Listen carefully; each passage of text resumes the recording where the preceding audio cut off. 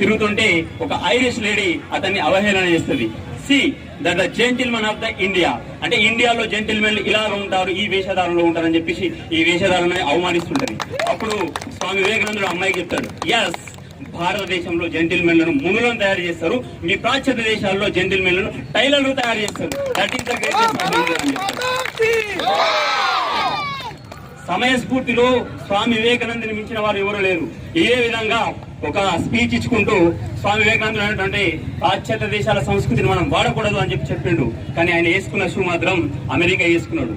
ఇట్లా వేసుకున్న తర్వాత అక్కడ ఉన్న ఒక లేడీ అడిగింది, సార్ మీరు బాగానే చెప్పారు, మీరేమో పాశ్చాత్య దేశాల గురించి ఏ వస్తువు వాడద్దు అంటారు, మీరు వేసుకున్న షూ మాత్రం అమెరికా వాడుతున్నారు, మరేందుకు వేసుకుంటున్నాడు. అప్పుడు స్వామికి ఏం మాటలో అర్థం కాలేదు. అప్పుడు స్వయస్ఫూర్తిగా చెప్పిండు, ఎస్, పరదేశ వస్తువులు నా కాళ్ళ కింద, నా భారతదేశం కాళ్ళ కింద ఉండాలని.